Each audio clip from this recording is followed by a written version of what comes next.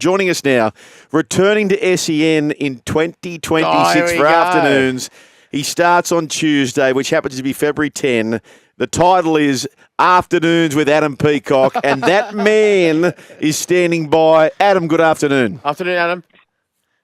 I reckon the guy in Jerusalem about 2,000 years ago got me covered. But, Yeah. I'm happy to be in the lot you mentioned. So, yeah. Oh, yeah, well, just accept that. Just say thank you. I told you about compliments, Adam. You just got to, got to get to the stage. You just say thank you. Then you can go up a couple of notches and be like the Bozza, and you go thank you, and then you go, but it's so true. Yeah. Adam, welcome back, mate. We're very excited to have you back next week. You ready to go? I'm ready to go. The theme music is ready as well. It's probably the most important thing to make, as you know, Joel. Any clues? I'll give it away straight away. It's on my Instagram story. It's Jump Around by House of Pain. Oh, okay. Well, that's all right. Yeah, that's all right. Yeah, fair play to you. Yeah, fair play. Yeah. Well, hang on. Bozza, fair play to you. Right. Look, mate, he's excited about it, and you're just throwing him a fair play to you. Well, what would you do? I told you, Thunderstruck. Something like that. Yeah. If that's his taste, that's his show. Fair play to you, boys. That's okay. I'm not going to get off on I'm not going to get off on a bad start just because of the choice of the music. Yeah? Okay. Yeah. Yeah. What I did, Jolie, you'd appreciate this with Ollie and Boz's kids are getting there, but I have a good cross section of generations in my house. Me trying to cling on to my youth, but I'm obviously a middle-aged white man. I've got kids aged 9 to 20. Wow. So I went to them, and I went to a few mates as well, and I just played them the song. I didn't say anything. I said, hey, listen to this. And all of them kind of made them a little bit happy straight away. So I went, I'll go with that one. So that's how I chose it. Yeah, well, fair enough. I love the way he goes and asks permission for it. I think that's very good of him. That's why the great man is the great man. No, but I think you need market research. But he needs to. No, yeah, but you need to also try a bit of the reverse. Go and do it, and then get the feedback too. You need to try a bit of that, buddy. Yeah, yeah. Well, you did that a few times during your career. Yes, I think it's an invaluable part of learning. Mate, one must fail before one learns and moves on. Hey, Adam, the one man who must learn and move on. Yeah. He came clean today on the program. He spoke about his fractured relationship with Sir Alex Ferguson. He spoke about the fact that he's on his third marriage, and he referred to his current wife as, well, my current wife at the moment, as if there was like a kick to come, so to speak. Oh, here we go. I tell you what, I don't know why you do radio journalism, because you would be a wonderful investigative stroke tabloid journalist as well. Tabloid. Yeah, so I was speaking in the past tense, but once again, you've got to be very, very careful, you see. If you take knowledge out of any situation without context, it can put you in a very, very strange situation. The other thing that we wanted to talk about with you, Adam, and as I was just explaining to everyone, I had a conversation with you about this yesterday, because a good friend of ours disagreed with you, but that's why you two have spoken since. Your take on the setup for the Australian football season. Soccer, if you want to call it that as well. It was a very interesting article. You'd already and you've done an article on the 360, I think, website as well. David Weiner, I think it is. And your idea basically is, at least it's coming around to what I've been saying for 15 years, and you've been laughing at me. God never intended the game to be played in the summer. The summer is about beaches. It's about cricket. It's about tennis. It's about holidays. It's not about football. But could you explain what your program was? I only disagreed with one part of it, as my friend did that you spoke to. Could you explain the reasoning? Secondly, but firstly, just give all our listeners what you're suggesting for Australian football. Okay, just a quick one. It was off the back of the fact that there was the transfer report came out from FIFA for 2025, and the sum spent on transfers around the world total 18.5 billion Aussie dollars. And Australia gets 11 million of that. What's that, 0.00006%?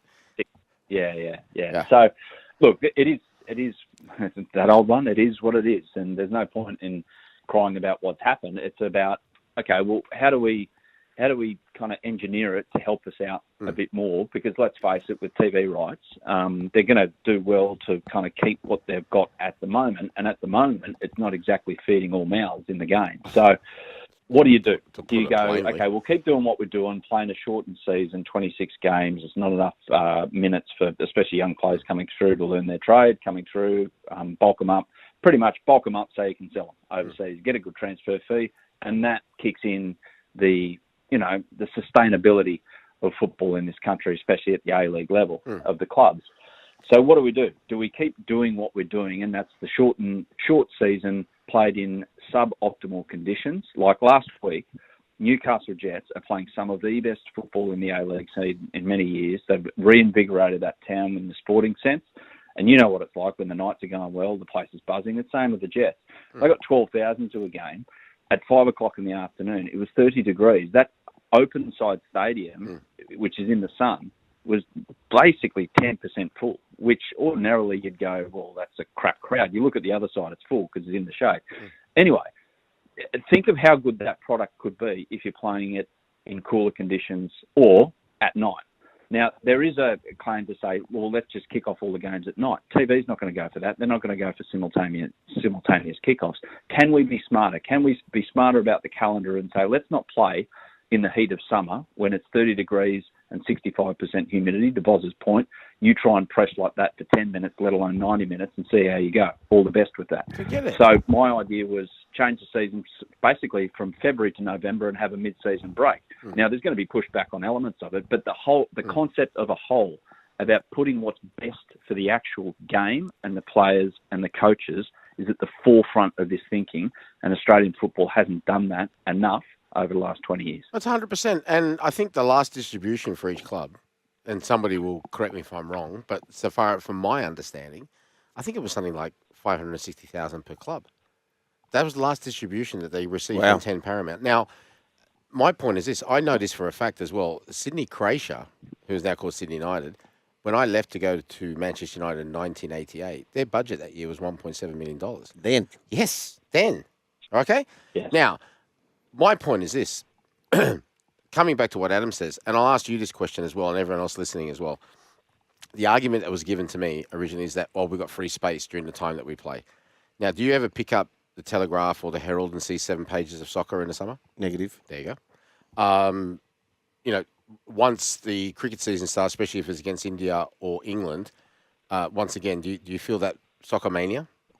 But you in the winter, you're also taking on AFL and NRL. Well, so would you get that Bozza on?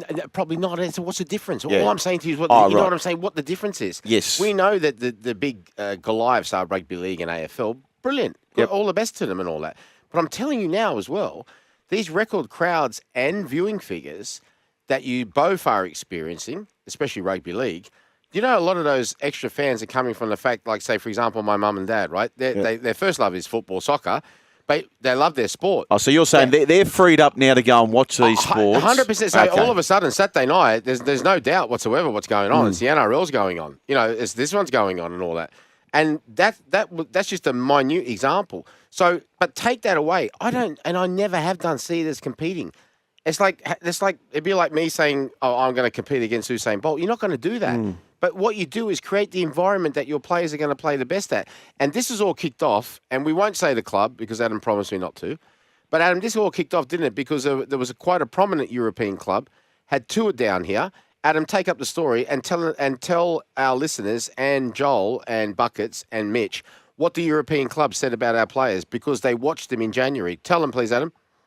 Yeah, well, this is an anecdote, and it's one story, but it's talking to a few fitness trainers around the place. It's nothing foreign. It's nothing they don't know. Is the fact that this guy watched, and this is from a team playing in European competition. I'm respecting the person who toured here because I don't want to give them up because they're scouting and other teams might not know he's here and everything like that. But he looked at our team, our players, and went, yeah, well, technically they're okay, like their first touch, their passing ability, all of that. Tactically, their football IQ got a bit to work on, but physically, a bit of a letdown, really. Thought they'd be better. Their repeat efforts. I nearly fell over when Adam told me that. The guy who was with him goes, mate, Sergio agrees. And he just looked at him and went, well, I can only go off what I'm seeing.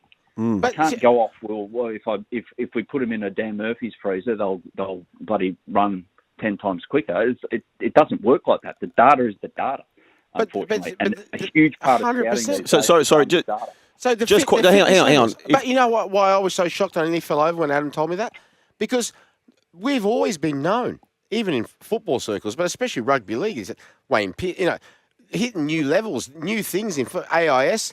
We punch above our weight in the Olympics. We are known as a super fit country. And to hear that, and like from a team, from that country where they're from, I'm like, what is going on? On a Friday afternoon, I think myself and a lot of listeners heard that if you spend some time in a Dan Murphy freezer, you can get quicker. Is that what I heard?